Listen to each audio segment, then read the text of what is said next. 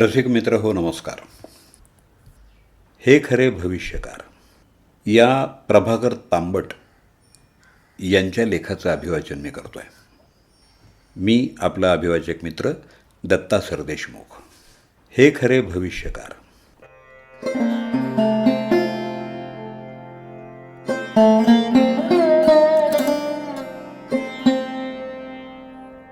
मित्र हो, आजकाल कुणी उठतो आणि भविष्य सांगतो असं झालं आहे. पण माझ्या मते खरे भविष्यकार म्हणजे हिंदी चित्रपटांसाठी गीतं लिहिणारे गीतकार. काय त्यांच्या गीताची ताकद वर्णावी. अहो, एक एक गीत ज्या कलाकारांनी गायलं किंवा संगीतकारांनी स्वरबद्ध केलं ते प्रत्येक गीत म्हणजे जणू वज्रलेप आहे. यालाच मी शब्दांची ताकद किंवा शब्दात वर्तवलेलं भविष्य म्हणतो. आता याची काही उदाहरणं पाहूया.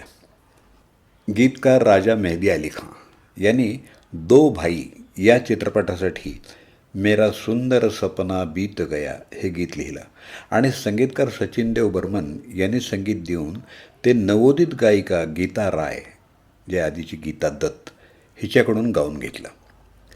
चारजोगी मुलींप्रमाणे तिचंही संसाराचं स्वप्न होतं. तिचं लग्न दिग्दर्शक गुरुदत्तशी झालं. जेमतेम 10 वर्ष संसार झाला आणि दोघात बेबनाव निर्माण होऊन तिचं स्वप्न विरून गेलं. तिचं करिअर संपलं आणि गुरुदत्तनं आत्महत्या करून जीवन संपवलं. मेरा सुंदर सपना बीत गया. तिनंच गायलेलं कैफी आझमी यांनी कागज के फूल या चित्रपटासाठी लिहिलेलं वक्त ने किया क्या हसी सितम, तुम रहे न तुम, हम रहे न हम, हे गीत अक्षरशः गीता आणि गुरुदत्त दोघांना लागू पडणारं ठरलं आणि दोघांना देखी जमाने की यारी बिछडे सभी बारी बारी असं म्हणावं लागलं. ही रचना पुन्हा कैफी आझमी यांचीच. महाकवी शैलेंद्र यांनी तर अशी खूप गाणी लिहिली आहेत.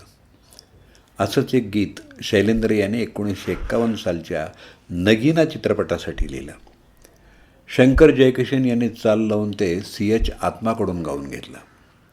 शब्द होते रोऊं मैं सागर किनारे, सागर हसी उडाए. गीत गाजलं, पण त्या काळी समुद्रकिनारी बंगल्यात राहणाऱ्या आत्माला पुढं काम न मिळाल्यामुळं त्याला लाटा मोजत बसायची वेळ आली. रोऊं मैं सागर किनारे, सागर हसी उडाए. 1958 आलेल्या अनाडी चित्रपटातलं एक गीत होतं बघा. सब कुछ सीखा हमने ना सीखी होशियारी, सच है दुनिया वालों की हम हैं अनाडी. याची प्रचिती त्यालाच पुढे येईल हे त्यालाही म्हणजे तिसरी कसम या चित्रपटाची निर्मिती केल्यानंतर उमगलं.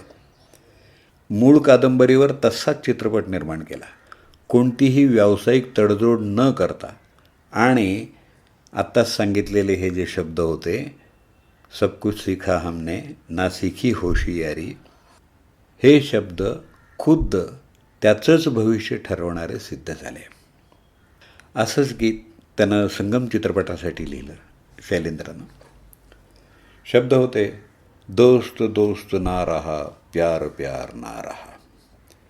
मुकेशच्या आवाजातलं गाणं गाजलं, पण तेव्हा 1949च्या बरसातपासून असलेल्या RK आणि संगीतकार शंकर जयकिशन यांच्या मैत्रीत दुरावा येईल आणि त्यांना RK कॅम्प सोडावा लागेल हे कुठं माहीत होतं. पण बॉबी निर्माण करताना हे घडलं.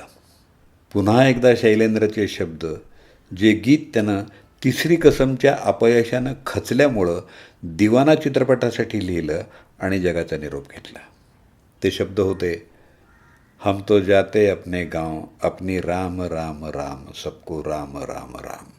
खरोखरच त्यानं जगाचा निरोप या गीतानं घेतला. म्हणून मी या कवीला द्रष्टा महाकवी म्हणतो. संगीतकार शंकर जयकिशन या जोडीमध्ये जयकिशन हा सदैव हसतमुख आणि बेफिकीर होता. त्याचं गीतकार हसरत जयपुरींशी सख्य होतं, तर शैलेंद्रचं शंकरशी होतं. कदाचित या जोड्यांना एकमेकांचे स्वभाव पटल्यामुळं असेल, पण हसरत यांनी 1969 साली प्रदर्शित झालेल्या अंदाजसाठी गीत लिहिलं. जिंदगी एक सफर है सुहाना, यहाँ कल क्या हो किसने जाना. मित्र हो, या चित्रपटात गाडी म्हणजे मोटरसायकल चालवताना राजेश खन्ना अपघातात मृत्यू पावतो. पण जयकिशन मात्र अतिरिक्त मद्यपानानं अकाली मृत्यू पावला आणि हसरत यांचे शब्द खरे ठरले. कवी प्रदीप हे वास्तविक ओळखले जातात ते विशेष करून त्यांच्या देशभक्तीपर गीतांसाठी. पण त्यांना 1967च्या सुमाराला एक सामाजिक चित्रपट मिळाला ज्याचं नाव होतं संबंध आणि संगीतकार म्हणून O.P. नय्यर होते. यातल्या एका गीताचे शब्द होते, चल अकेला चल अकेला चल अकेला तेरा मेला पीछे छूटा राही चल अकेला. हे गाणं गायलं होतं मुकेश यांनी. गाणं गाजलं आणि काही वर्षात O.P. संगीत क्षेत्रातून बाहेर फेकले गेले. बायकोनं आणि मुलांनी साथ सोडली आणि ते अक्षरशः विजनवासात गेले. ते कधीपर्यंत? जवळपास त्यांच्या अखेरपर्यंत. शेवटचं एक गीत आहे आशा या नवीन चित्रपटातलं. आनंद बक्षी यांनी लिहिलेलं आणि रीना रॉयवर चित्रित झालेलं हे गाणं, ज्याचे शब्द आहेत, शीशा हो या दिल हो आखिर टूट जाता है. हे गीत आठवायचं कारण 15-20 दिवसांपूर्वी रीनाचं चरित्र कुणीतरी फेसबुकवर टाकलं होतं.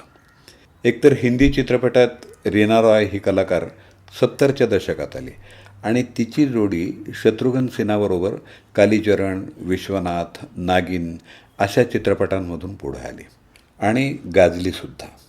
दरम्यान शत्रुघ्न सिन्हानी आईवडिलांचं ऐकून त्यांनी ठरवलेल्या मुलीशी लग्न केलं. हा पहिला धक्का.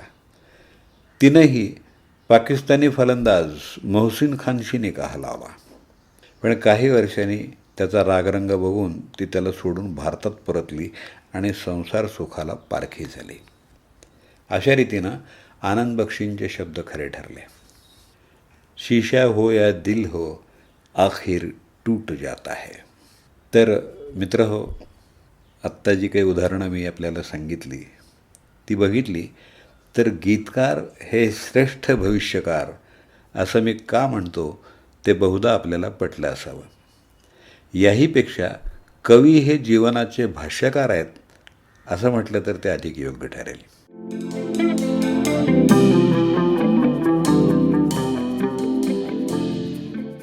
हे खरे भविष्यकार. प्रभाकर तांबट यांच्या लेखाचं अभिवाचन आत्ताच आपण ऐकलं. प्रभाकर तांबट यांचा संपर्क क्रमांक आत्ता तरी मला उपलब्ध झालेला नाही.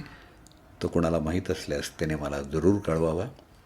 आपल्या प्रतिक्रिया आणि अभिप्राय आपण मला माझ्या व्हॉट्सअप नंबरवर जरूर कळवा. मी आपला अभिवाचक मित्र दत्ता सरदेशमुख. 8329730186.